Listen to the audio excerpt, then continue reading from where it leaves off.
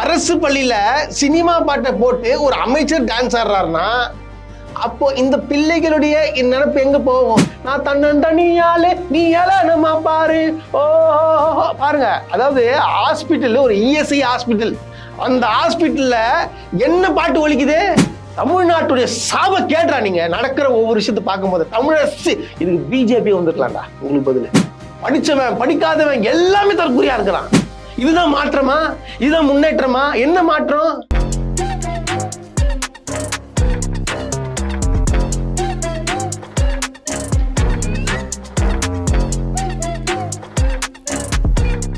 அதாவது முதல் கொண்டாட்டமாக பாத்தீங்கன்னா நம்முடைய அமைச்சர், அதாவது காங்கிரஸ் கட்சியை சார்ந்த அமைச்சர் விஸ்வநாதன், அவர் என்ன அமைச்சராக இருக்காருன்னு பாத்தீங்கன்னா உயர்கல்வித்துறை அமைச்சர். எப்படி உயர்கல்வித்துறை அமைச்சர் என்ன பண்ணிருக்காருன்னா ஒரு சிறப்பான முறையில பிறந்தநாள் கொண்டாட்டம் நடத்திருக்காரு, கலந்துருக்காரு.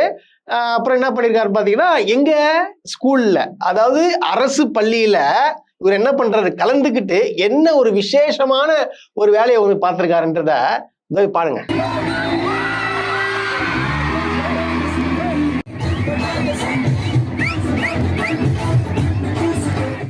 வாடி வாடி வாடி வாடி கைப்படாத சீடி, கைப்படாத சீடி, இந்த பாட்டு இவங்க எல்லாருக்கும் தெரியும். இந்த பாட்டு பாத்தீங்கன்னா எங்க அரசு பள்ளியில, அதாவது மாரத்தான் போட்டி, அப்புறம் பாத்தீங்கன்னா ஏதோ நிகழ்ச்சி நடத்திருக்கிறாங்க. அதை தொடக்கி வைக்கிறதுக்காக இவர் வந்திருக்காரு. வந்துட்டு இப்படி குத்தாட்டம் போறாரு, டான்ஸு பாத்துங்க. டிவிக்கே நிர்வாகியா, பக்கத்துல ஆடுறவங்க டிவிக்கே நிர்வாகியா இல்ல மிஸ்ஸா யாருன்னு சொல்லிட்டு எனக்கு தெரியல. அவங்க கூட சேர்ந்து என்ன பாட்டுக்காரப்பல வாடி வாடி கைப்படாத சீடி, எப்படி இந்த மாதிரி தத்துவ பாடலுக்கு ஆடி இருக்காரு. யாரு? இவர் அமைச்சர். இவரை கேள்வி கேட்டதுக்கு என்ன சொல்றாருன்னா, என்னங்க இளைஞர்கள்லாம் ஜாலியா கொண்டாடுறாங்க, நானும் சேர்ந்து கொண்டாடுறாங்க, ஒரு முதலமைச்சருடைய பிறந்தநாள் விழா கொண்டாடுறோம். எத்தனை முதலமைச்சர் பிறந்தநாள் விழால இந்த மாதிரி டான்ஸ் ஆடி கொண்டாடினீங்க மிஸ்டர் அமைச்சரு? சொல்லுங்க. எப்படி நீங்களாம் உயர்கல்வித்துறை அமைச்சர்? பாருங்க எந்த அளவுக்கு ஒரு ஆபாச பாடல். இது கேட்டா அந்த அர்த்தங்கள், அந்த பாட்டுல அந்த அர்த்தங்கள்லாம் நீங்க கேட்டு பாருங்க. ஒரு ஆபாச பாட்டு டான்ஸ் ஆடுற, சரி டான்ஸ் ஆடுறது டான்ஸ் ஆடுறீங்க, சரி வேற ஏதாச்சும் ஒரு பாட்டுக்கு டான்ஸ் ஆடுறோம் பரவாயில்ல, இல்ல ஏதாச்சும் ஒரு நல்ல நல்ல பாட்டுக்கு ஏதாச்சும் கொஞ்சம் டான்ஸ் ஆடி ஒரு கலகலப்பா வச்சுக்கணும் பரவாயில்ல. அது எந்த பாட்டுக்கு டான்ஸ் ஆடுறீங்க? அரசு பள்ளியில சினிமா பாட்டை போட்டு ஒரு அமைச்சர் டான்ஸ் ஆடுறாருன்னா அப்போ இந்த பிள்ளைகளுடைய நினைப்பு எங்க போகும்? படிக்கிற மாணவர்கள் நினைப்பு எங்க போகும்? அவங்க என்ன நினைப்பாங்க பாருங்க. அதாவது என்ன பண்றாங்க, டார்கெட், ஃபுல் டார்கெட் என்ன பண்றாங்கன்னு பாத்தீங்கன்னா, வெறும் பள்ளிக்கூடத்துல மாணவர்கள், படிக்கின்ற மாணவர்களை டார்கெட் பண்ணி விஜய் விஜய் விஜய்ன்ற ஒரு ஒரு பிம்பத்தை இப்பவே அவங்க மண்டைக்குள்ள ஏத்துறாங்க. ஏன்னா பிற்காலத்துல விஜய்க்கு ஓட்டு போடணும்ல, அதுக்காக பள்ளிகளை மட்டும்தான் டார்கெட் பண்றாங்க. யாரு? நம்ம தாவைக்கவினர். இப்போ இந்த அமைச்சருக்கு என்ன சொல்ல போறீங்க? அமைச்சர், உயர்கல்வித்துறை அமைச்சர், அதாவது பாருங்க பள்ளிகளில் இன்னமும் பள்ளிகள்ல மட்டும்தான் இந்த மாதிரி சினிமா பாடல்களை, விஜய் பாட்டுகளை ஒழிக்க விட்டு உங்க பசங்களுக்கு நல்ல புத்தி வர வைக்க போறாங்க. ஓட்டு போட்ட தாய்மார்களே, உங்க பசங்க பேச்ச கேட்டீங்களா? இப்போ உங்க பசங்களுக்கு என்ன, ஒரு நல்ல கலெக்டர் ஆகணும், பெரிய பெரிய ஆளாகணும், விஜய் மாரி டான்ஸ் ஆடணும். அதுதான் அந்த அந்த ஒரு விஷயத்த என்ன பண்றாங்க, புகட்டுறாங்க. சந்தோஷமா நீங்க பாருங்க. அடுத்த கொண்டாட்டம் என்னன்னு பாத்தீங்கன்னா, ஒரு தனியார் பள்ளி, இது அரசு பள்ளி இல்ல, தனியார் பள்ளியில என்ன பண்றாங்கன்னா, விஜய் கிட்ட இருந்து, சரி விஜய் கிட்ட இருந்து என்ன என்ன எதிர்பார்க்கறாங்கன்னு சொல்லிட்டு எனக்கு தெரியல.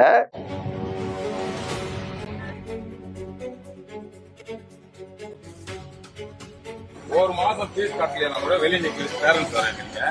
எங்க பசங்களை வெளியில உட்கார வச்சு யாருங்க எதுக்கு உட்கார்ந்து இது மாதிரி வெளியில உட்கார வச்சு இது பண்ணுறதுன்னா 60,000 செலவு பண்றேன்னா சினிமா பாட்டு போட்டு கேட்டுக்கிறீங்க. ஒரு பெரிய ஒரு கின்னஸ் சாதனை படிக்கணும்னு சொல்லிட்டு படிக்கின்ற மாணவர்கள், அதாவது ஒரு தந்தை சொல்றாரு, 60,000 வருஷத்துக்கு நான் ஃபீஸை கட்டி என் பிள்ளைய பார்த்தீங்கன்னா நடு கிரவுண்ட்ல உட்கார வைக்கிறீங்க 2 மணி நேரம் 3 மணி நேரம், எதனா ஆச்சுன்னா யார் பொறுப்பு?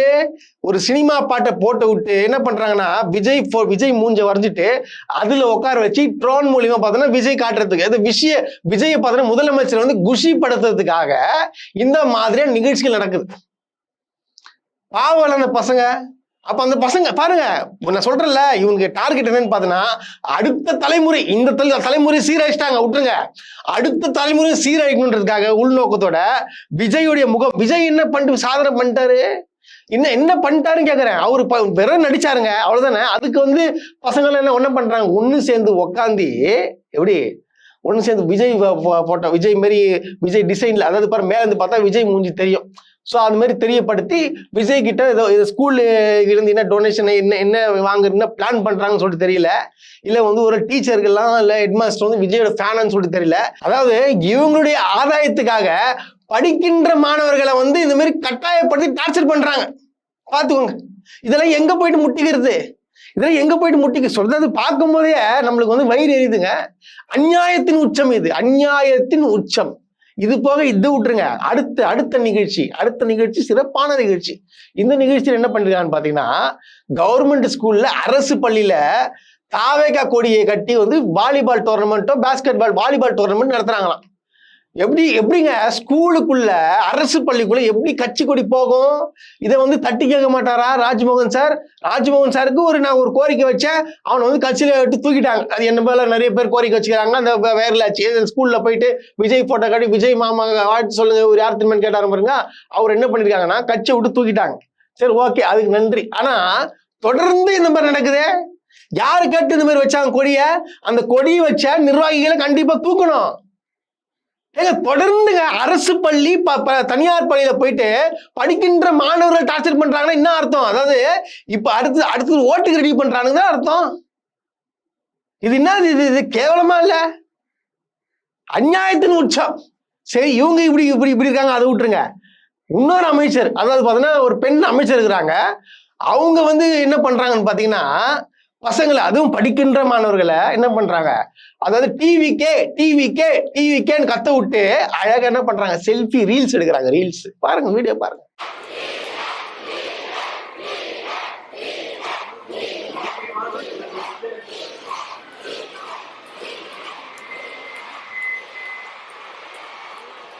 பாருங்க, பார்த்து ஓட்டு போட்டீங்களா, போடுங்க, நல்லா அதாவது சமுதாயத்தை நல்லா வந்து முன்னேற்ற பாதையில் கொண்டு போறீங்க.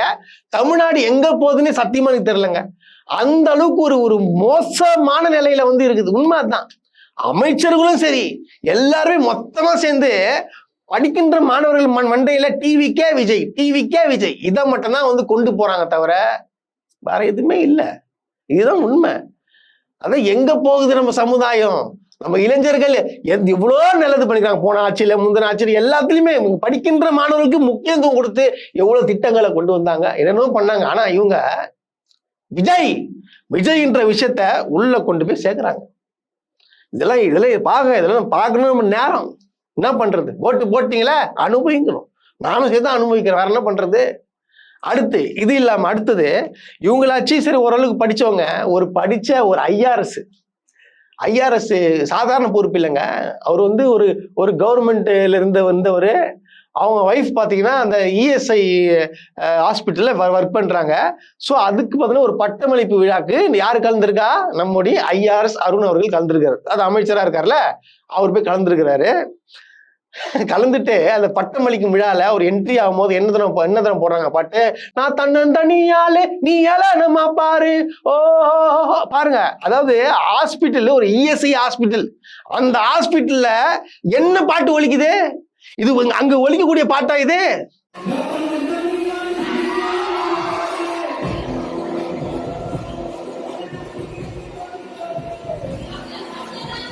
கட்சி பாட்டுங்க. அதாவது உங்க கட்சி அலுவலகத்துல போட்டி நீ எவ்வளவு வேணா நீ போட்டுக்கோ, ஒன்னும் பிரச்சனை இல்லை, போட்டுக்கலாம். பட் ஆனா இங்க வந்து போட வேண்டிய அவசியம் என்ன?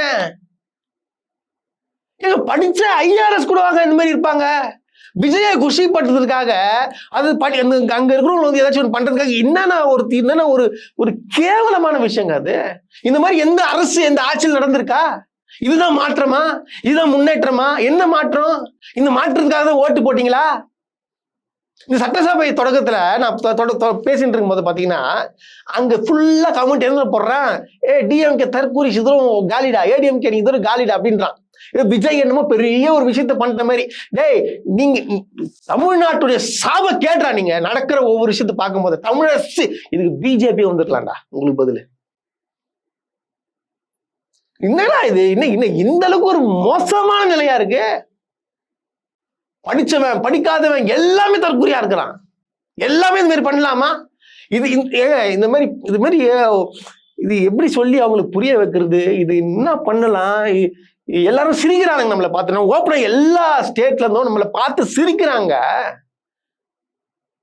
அசிங்கமா இருக்குது, வேதனையா இருக்கு. நான் உண்மையா சொல்றேன், ரொம்ப வேதனையா இருக்கு. ரொம்ப இது எனக்கு ஓப்பனா சொன்னா எனக்கு வாழவே பிடிக்கல. அந்த மாதிரி இருக்குது, ஒரு ஜெயில இருக்கிற மாதிரி இருக்குதுங்க அது. இது விடுங்க, இன்னொன்னு கேளுங்க. அதாவது நம்ம வண்டலூர் ஜூ இருக்கு பாத்தீங்களா, அங்க வந்து 21, 22 ஆகிய 2 தேதிகள்ல பாத்தீங்கன்னா யார் ஒன்னா போயிட்டு ஃப்ரீயா போயிடலாம் அப்படின்னு சொல்லிட்டு உங்களுக்கு வந்துச்சு. அந்த அமைச்சர் சொல்லியிருந்தாரு, இந்த மாதிரி வண்டலூர் ஜூல வந்து ஃப்ரீயா பண்றோம், ஸோ வந்து என்னுடைய கை காசை நான் கொடுத்துடுறேன், எத்தனை பேர் வந்தாலும் நான் மொத்தமா சேர்த்து நான் காசு கொடுத்தேன்னு சொல்லிட்டு ஒரு 80 லட்ச ரூபா போல கொடுத்துருக்காரு போல. கொடுத்துட்டு அப்ப ஃப்ரீன்னு சொன்னீங்களே, இப்ப அந்த ஆன்லைன் மூலியமா தான் புக் பண்ணிட்டு வரணும் அப்படின்ற ஒரு வார்த்தைய எங்கன்னா வந்து சொன்னீங்க. பட் ஆனா எல்லாருக்கும் புரியும் வகையில சொன்னீங்களா? எல்லாருக்கும் புரியும் வகையில் சொன்னீங்களா? சரி, நான் இன்னொன்னு கேட்கறேன், இந்த ஆன்லைன்ல புக் பண்ணிட்டு வரவங்க எல்லாம் அங்க புக் பண்ணிட்டு வரணும்ன்றீங்க, வண்டலூர் ஜூக்கு வரவங்க எல்லாம் வந்து நான் பெரிய பெரிய பணக்காரங்களா, இல்ல பெரிய பெரிய மாலுக்கு போடுறவங்களா? ஏங்க, இந்த மாதிரி ஏழை எளிய மக்கள் வரதுக்காக தாங்க அந்த வண்டலூர் ஜூன்ற பூங்கா வந்து திறந்து வச்சாங்க. அங்க ஏழை எளிய மக்கள் வந்து சாப்பாடு கட்டி வந்து ஒரு மகிழ்ச்சியோட கொண்டாடுவாங்க. காசு இருக்கோ இல்லையோ சந்தோஷமா கொண்டாடுற இடம். சரி, முதலமைச்சர் விஜய் அவருக்கு வந்து பிறந்த நாள், ஸோ அதுக்காக 2 நாள் ஃப்ரீயா விட்டீங்க. அதுக்காக எங்கெங்கிருந்தோ கிளம்பி இங்க வந்து இங்க பாக்குறதுக்கு வராங்க. வந்தவங்களுக்கு என்ன தரம் பண்ணிருக்காங்க, ஆன்லைன்ல புக் பண்றது மட்டும் தான் அலவுடு, இதுல முடிஞ்சு போச்சு, கிடையாதுன்னு சொல்லிட்டு அமுச்சு விட்டுறாங்க. ரோட்ல அங்க இருந்து கத்திட்டு இருக்காங்க, எங்களையா விட மாட்டீங்க, நாங்க அவ்வளவு தூரத்துல இருந்து வந்தோமே, நாங்க எவ்வளவு ஆசையோடு வந்தோம். பாத்துங்க, அதாவது ஒரு விஷயத்த பண்றீங்க, சரி, அதை கரெக்டா திட்டமிட்டு பண்றீங்களா? ஒரு திட்டமிடுதல்ன்றது முக்கியம். எத்தனை பேர் வருவான் அப்படின்ற ஃபர்ஸ்ட் உங்களுக்கு தெரியணுங்க. இப்ப நம்ம ஃப்ரீன்னு சொல்லியிருக்கோம், ஒரு விஷயம் வண்டலூர் ஜூல அலோவ் பண்றோம்னு வச்சுங்க, அப்ப எத்தனை பேர் வருவான்றது உங்களுக்கு கணிக்க தெரியாதா? இல்ல முன்னாடியே சொல்லல, முதல் வருவர்களுக்கு மட்டும்தான் வந்து சீக்கிரமா வந்துடணும், காலையில இந்த மாதிரி வந்து ஆன்லைன் பண்ண தெரியாத கூட வந்துடலாம் அப்படின்னு சொல்லிட்டு ஏதாச்சும் ஒன்று சொன்னீங்களா? இன்ஸ்ட்ரக்ஷன் கொடுத்தீங்களா? சாதாரணமா வந்து ஆன்லைன்ல புக் பண்ண போதுன்னு சொன்னா அந்த மக்களுக்கு என்னங்க தெரியும்? அவங்க புக் பண்ணி பழக்கமாங்க. நிறைய பேர், எத்தனை பேருங்க இருக்கிறாங்க பாருங்க. அதாவது மக்கள் இங்க பாருங்க எப்படி கத்திட்டு இருக்கிறாங்க. லிங்க் வந்து எத்தனை பேருக்கு ஆப்ரேட் பண்ண தெரியும்? இங்க வர்றவங்கலாம் வந்து பெரிய பணக்கார வீட்டு ஆள் கிடையாது, எக்ஸ்பிரஸ் அவென்யூக்கு போற ஆளு, இல்ல மிகப்பெரிய விஷயத்துக்கு போற ஆள் கிடையாது. சாமானிய மக்கள், எழுத படிக்க தெரியாதவங்க கூட இதுல இருக்காங்க. லிங்க் எப்படி ஆப்ரேட் பண்ணி அந்த டிக்கெட் புக் பண்ண முடியும்? ப்ராப்பரா அந்த என்ன விஷயமோ அதை வந்து இங்க ஒரு கவுண்டர் போட்டு ஃப்ரீயா கொடுக்கலாம்னு சொல்லலாம். அதுக்குள்ள இங்க வர்றவங்க எல்லாம் புக் ஆயிடுச்சுன்னா நீங்க முதல்ல ஏதாவது டிவில ஏதாவது டெலிகாஸ்ட் பண்ணீங்களா? பப்ளிக் ஏதாவது நோட்டீஸ் இது கொடுத்தீங்களா? இன்ஸ்ட்ரக்ஷன் இது கொடுத்தீங்களா? அட்வர்டைஸ்மெண்ட் இந்த மாதிரி ஃபுல் ஆயிடுச்சுன்னு சொல்லிட்டு எதுவுமே கிடையாது. நான் என்ன சொல்றேன்னா, மக்களே, கத்துற மக்கள் என்ன பண்ணுங்க, ஒன்றும் பண்ணாதீங்க. உங்களுக்கு ரிலாக்ஸ் ஆன ஒன்றும் இல்லை, விசில் அடிச்சுட்டு போயினே அவ்வளவுதான். விசில் தானே அடிச்சுங்க, ஸோ விசில் அடிச்சுட்டு போயினே இருங்க. திரும்பி பார்க்காம போயிடுங்க, அவ்வளவுதான். வேற சொல்றதுக்கு ஒண்ணுமே கிடையாது. ஸோ இது போலதான் பல இடத்துல வந்து பயங்கரமா வந்து விழாவை கொண்டாடுறாங்க. இந்த மாதிரி சர்ச்சைக்குள்ளான ஒரு விஷயத்த மட்டும்தான் வந்து பண்ணிட்டு இருக்கிறாங்க. இது ஒரு பிறந்தநாள் விழாவா? பயங்கரமா வந்து பிறந்தநாள் விழா. ஓட்டு போட்ட மக்களே, நீங்க என்ன பண்றீங்க? போங்க, நீங்களும் போய் பிறந்தநாள் விழா கொண்டாடுங்க. போங்க, கேக் வெட்டுங்க, விசில் அடிங்க, ஜாலியா சந்தோஷம் விடுங்க, பப்ளிக்கை டிஸ்டர்ப் பண்ணுங்க, என்ன வேணா பண்ணுங்க, நாசமா போங்க. இந்த மாதிரி ஒரு பக்கம் இது கொண்டாட்டம் போக, இன்னொரு அமைச்சர், அதாவது சிடிஆர் நிர்மல்குமார் அவர்கள் என்ன சொல்லியிருக்காங்க, நான் முதல்வன் வந்து பேரை மாத்திட்டாங்களே, அதாவது சைட்ல அவங்க பண்ண சாதனைகள் எல்லாம் இருக்கும். அது நான் முதல்வன் திட்டம் மூலயமா பாத்தீங்கன்னா மாணவர்கள் வந்து படித்து வந்து நல்ல நிலைமைக்கு போயிருக்காங்க, பெரிய பெரிய வேலைகள்லாம் போயிருக்காங்க, ஒரு மிகப்பெரிய ஒரு சாதனை படிச்சிருக்கிறாங்க. ஸோ வந்து அந்த சாதனை எல்லாத்தையும் தூக்கிட்டு இப்போ வந்து நான் முதல்வன்ற பேரை வந்து டிஎன் ஸ்கில் டெவலப்மெண்ட் கார்பரேஷன் சொல்லிட்டு ஒன்னு மாத்திட்டாங்க, அந்த பேரே மாத்திட்டாங்க. சரிங்களா? கேட்டா நான் முதல்வன் திட்டம் வந்து யாருக்கும் புரியல. யார் சொல்றா? அது வந்து ஒரு சிடிஆர் நிர்மல்குமார் சொல்றாரு பாருங்க. அந்த திட்டத்தோட பேர் புரியுற முறையா இருக்கணும். நீங்க அது ஸ்கில் டெவலப்மெண்ட், திறன் மேம்பாடு பண்ற ஒரு டிபார்ட்மெண்ட். நீங்க நான் முதல்வர்னா நிறைய பேர் கன்ஃபியூஸ் ஆகிறாங்க. ஏதோ சிஎம் அடுத்து வந்து முதல்வர் ஆக்குறதுக்கு ஏதோ நடக்குது போல நினைச்சுக்கிறாங்க. என்ன சொல்றா போலன்னா, இந்த மாதிரி நான் முதல்வர் யாருக்குமே தெரியலங்க. நான் முதல்வர், நானும் ஒரு முதல்வர் அப்படின்னு நினைச்சுக்கிறாங்க. எப்பா அமைச்சரே, உங்களுக்கு தான் வேணா வந்து உங்களுக்கு புரிதல் இல்லாம இருக்கான். பட் ஆனா மாணவர்களுக்கு எல்லாரும் தெரியும். நான் முதல்வன் ஒரு கெத்தா, நான் முதல்வன்னா யாரு, நான் முதன்மையானவன், நான் முதன்மையானவன் என்ற ஒரு விஷயத்த வந்து அவங்களுக்கு புரிய வைக்கிறதுக்காக தான் நான் முதல்வன்ற ஒரு திட்டத்தை கொண்டு வந்து பல மாணவர்கள் வந்து படித்து இன்னைக்கு பாத்தீங்கன்னா என்ன ஆகுறாங்க, மிகப்பெரிய வேலையில இருக்கிறாங்க. அதாவது உங்களுக்கு புரியலன்னா இந்த வீடியோ நீங்க பாத்துங்க அமைச்சரே, உங்களுக்கு தெரிஞ்சுக்கோங்க. இந்த வீடியோ பார்த்துட்டு தெரிஞ்சுங்க, மாணவர்கள் என்ன சொல்றான்னு கேளுங்க. என் பையன் நான் முதல்வர் திட்டத்துல படிச்சு பிரான்ஸ்ல ஏர்பஸ்ல வேலை செஞ்சுட்டு இருக்காங்க. 5 லட்சம் ரூபாய் முதல்வர் ஸ்டாலின் அவரோட தயவால பாருங்க என் பையன். இப்போ வந்து நாங்க மலேசியா வந்திருக்கோம் ஃப்ரம் தி ஸ்கீம் ஆஃப் நான் முதல்வன். இந்த பயணத்துல வந்து எனக்கு ரொம்ப ரொம்ப உறுதுணையா இருந்தது நான் முதல்வன் ஸ்கீம், நம்மளோட தமிழ்நாடு கவர்மெண்டோடது. என்னோட இந்த யூபிஎஸ்சி ஜேர்னில வந்துட்டு நான் வந்து நான் முதல்வன் திட்டத்தோட பயனாளியா இருந்திருக்கேன். 2025 யூபிஎஸ்சி எக்ஸாம்ல 698 ரேங்க் வாங்கி கிளியர் பண்ணிருக்கேன். தமிழ்நாடு கவர்மெண்டோட நான் முதல்வன் ஸ்கீம்ல தான் ஃபுல்லா படிச்சேன். 2024ல எனக்கு நான் முதல்வன் மூலமா வந்து நான் அதுல ஸ்காலர்ஷிப் வாங்கினேன் சார். அதுக்கப்புறம் தான் இந்த குரூப் ஒன் கிளியர் பண்ணேன். அது போக இதுல இன்னொரு விஷயம் பார்த்தீங்கன்னா, அதுல ஒரு பொண்ணு ஒன்று பேச, அந்த பொண்ணு யாருன்னா கும்பகோணம் தீ விபத்துல இறந்த மாணவர்கள் இருக்கு பார்த்தீங்களா, அதுல வந்து தப்பித்த ஒரு பெண்ணு இன்னைக்கு சப் கலெக்டரா இருக்காங்க. எது மூலியமா, நான் முதல்வன் திட்டம் மூலியமா. சோ எந்த அளவுக்கு எங்க, அதாவது ஒரு ஆட்டோக்காரர் சொல்றாருங்க, அவரு ஒரு எப்படி அது சொல்லும் போது நம்மளுக்கு மனசு வந்து ஒரு மாதிரி ஆகுது. அவர் காட்டுறாரு பாத்தீங்களா, நான் முதல் திட்டத்தின் மூலியமா என் பையன் வந்து ஃபாரின்ல இருக்கிறான் பாத்தீங்களா, ஜூம் பண்ணி காட்டுறாப்புல. எப்படி சந்தோஷம், ஆட்டோ ஓட்டுறவி அவங்க பையன் பெரிய ஆளா இருக்கான், ஒரு சந்தோஷமா சொல்றாரு. எந்த திட்டத்து மூலியமா, நான் முதல் திட்டத்து மூலியமா. ஆனா அந்த பேரே மாத்தி நான் முதல்வன்ல என்னங்க இருக்கு? இப்ப நான் சிஎம் போட்டோ இருக்கேன், சிஎம் போட்டோ தூக்கிடுங்க, உங்க போட்டோ வச்சுங்க. அந்த பேர்ல என்ன இருக்கு? இல்ல கலைஞர் பேர் இருக்கா, இல்ல முக ஸ்டாலின் பேர் இருக்கா, யாருக்கு பேர் இருக்குது? அது ஏன் மாத்த வேண்டிய அவசியம் என்ன? அட போங்க நீங்க. அது போக இன்னைக்கு காலையில நான் ஒரு வீடியோ பார்த்துட்டு என்ன பண்ணேன்னா, அம்மா உணவகத்துல போயிட்டு தேடினேன். உண்மையா சத்தியமா சொல்றேன், அம்மா உணவகத்துல போயிட்டு நான் தேடினேன். என்ன தேடினேன்னு பாத்தீங்கன்னா, இந்த மாதிரி வந்து தோசை போடுறாங்க, தோசை இருக்குமான்னு கேட்டா, தோசை வந்து இல்லைன்னு சொல்லிட்டாங்க. நான் பாக்குறேன், என்ன தோசை இல்லை, அப்புறம் எப்படி இந்த அமைச்சர் வந்து சாப்பிடுறாரு? இங்க பாருங்க, நீங்க பாருங்க.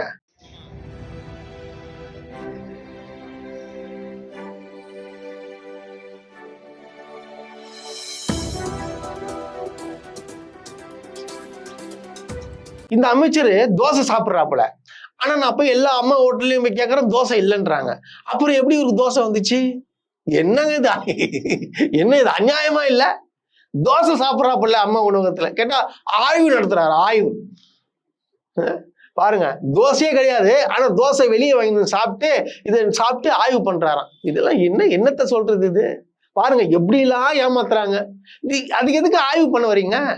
விட்டு போக வேண்டியது தானே.